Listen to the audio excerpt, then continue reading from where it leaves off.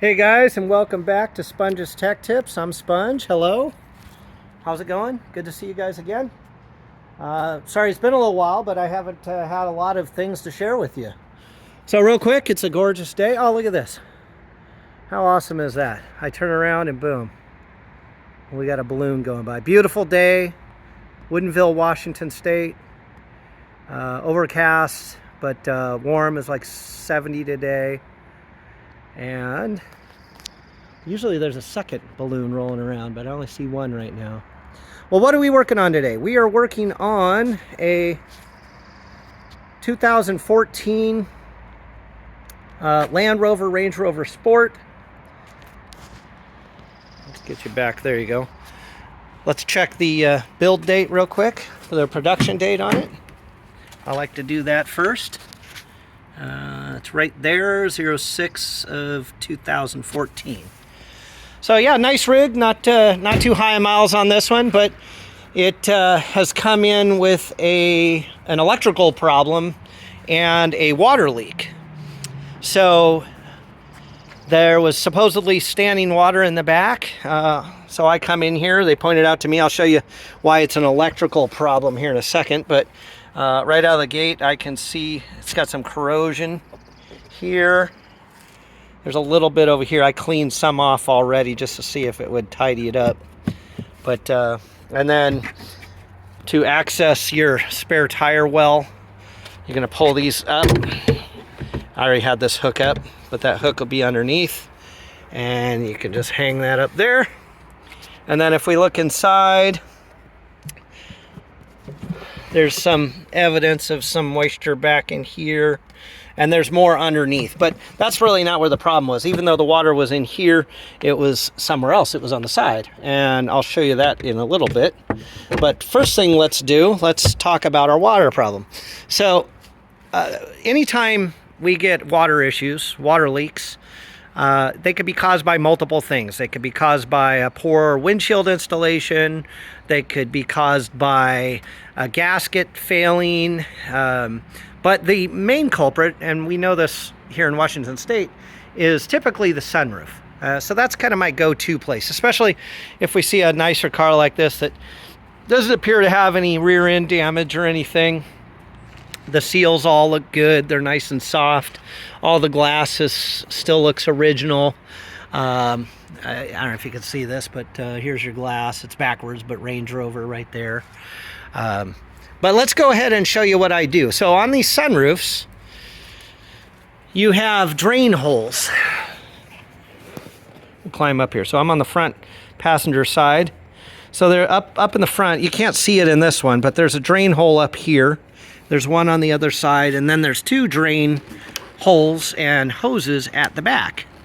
And your sunroof is designed for water to go through.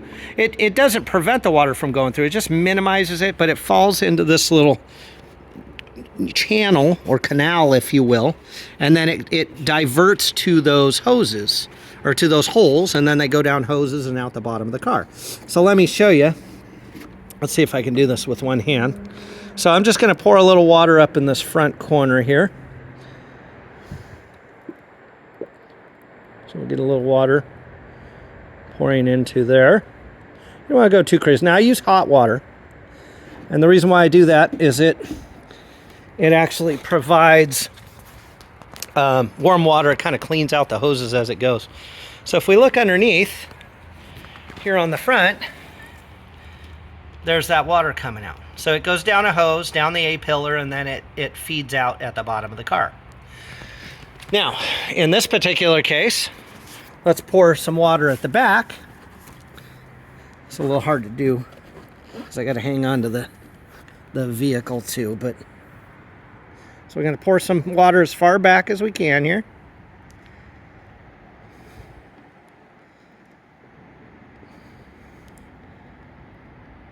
Now this is going, that's going down towards the back, and it should be coming out on the bottom. Now we do have a little bit of dripping, you see, tiny bit of dripping, but look at that. That water is coming right in here. It's dripping right down.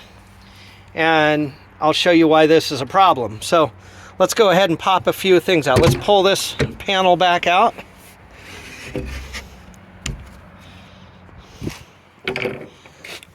Set that aside. Then over here we've got this. So this is the passenger side. You've got a little panel here. I've already popped this free. You're going to pull that down. You just get your hand behind it, pop it. Now in this case we did lose one of these clips, came out, but we'll fix that. So now we pull that panel down, set that aside. So here's why it's such a problem in this vehicle. Look at all these electronics. That water is dripping right down, and it fried a bunch of these electronics and computers and was causing damage on the vehicle. So I already pulled this out, but if you look up here, I'll put it back real quick. There we go. If you look right here, ahead of this smaller battery, you'll see a black hose coming down, and then it goes through this grommet, which goes to the outside. And if you peel that out, dry as a bone. Okay, so what's happening is the water is not going through the hose and out the side of the vehicle. It's actually plugged up with something. Now here in the Northwest we get lots of pine needles and stuff falling down. It falls into the sunroof and it clogs that up. If we look, you can see even more water's dripping down over here. I had already poured some from before, so that's probably what caused some of this. This is moist up here too from the water coming down. So that one is plugged up, and that's why we're getting water back here on the electrical. Now the driver's side, at least here in the US driver's side, so the left side of the vehicle, you can access that panel the similar way.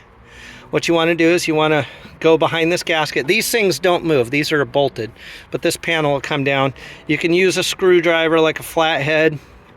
You want to get behind that. Maybe. There we go. Okay. We're going to pop that free, okay? You can use a panel popper or something like that. Once you pop it free a little bit, you can use your hand. Kind of get behind there and pry that out. Ah, there we go. Now this side, in the exact same spot on the other side, here is that drain hose. We don't have all the electrical, but if you look, it's all dry on this side. And if I were to show you pouring water on the other side, which I already did, the water's draining off perfect underneath there.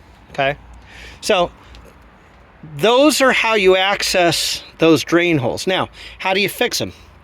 There's a couple ways you can do it, and you got to be kind of careful doing this, but if you have an air compressor and a little attachment similar to this, okay, we can pull off this the same way we pulled off the other side.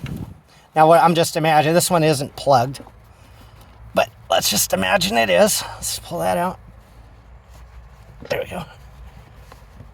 These have never been removed. All right, you can see the waters.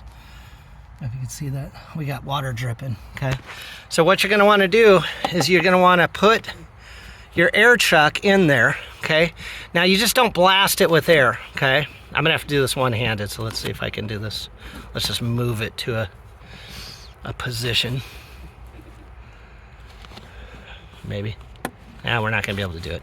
And I don't have my tripod with me today. But what you're going to want to do is you're going to want to get in there and you're going to want to add a little bit of air.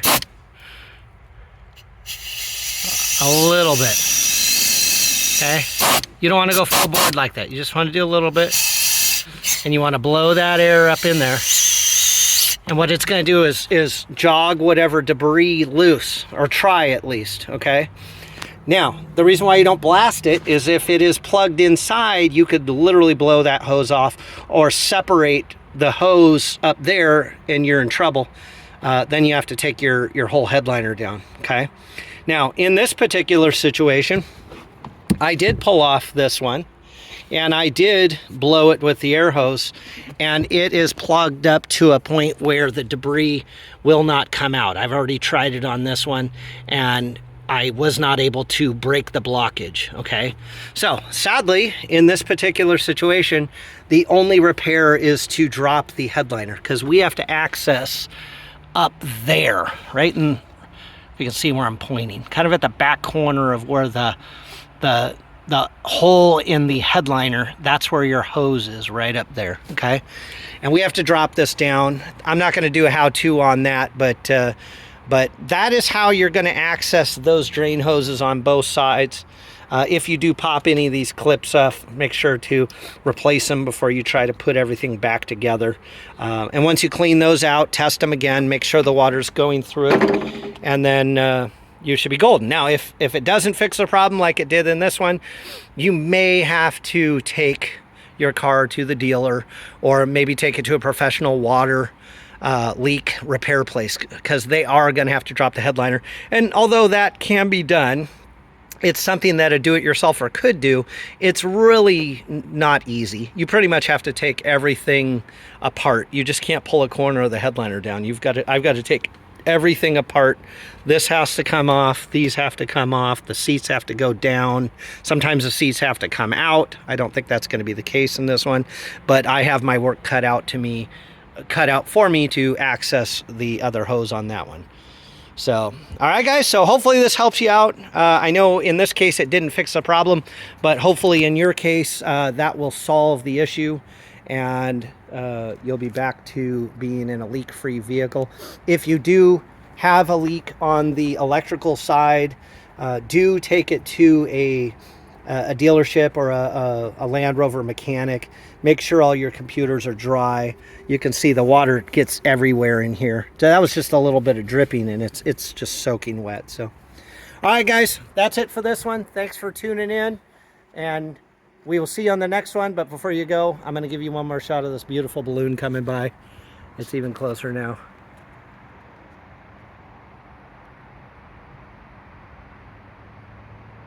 All right, guys. Thanks for... Oh, do me a favor. If you haven't subscribed, do me a favor. Subscribe to my channel. It's a good way to access more tech tips in the future. You never know when I'm going to be working on a car that you have and you need assistance with. Also, feel free to leave comments. I'll do my best to answer. I did want to make a note of this. So some of you are inquiring about repairs that have to do with something I've worked on. For example, I'm working on a Range Rover right now. One of you might get in the post and say, hey, how do I fix the glove box or something like that? And I will do my best to answer. Keep in mind, I work on a lot of cars and I've fixed a lot of things. Each car I work on, I'm not fixing every single thing on the car. I'm just fixing one or two things and then moving on. So I don't always deal with exactly what you need, but if I can help you out, I would love to. I'll do my best. Please be patient with me, and you never know, I may be fixing your problem in the near future. So hit the like button, hit the subscribe button, leave a comment, and we'll see you on the next one. Thanks, guys.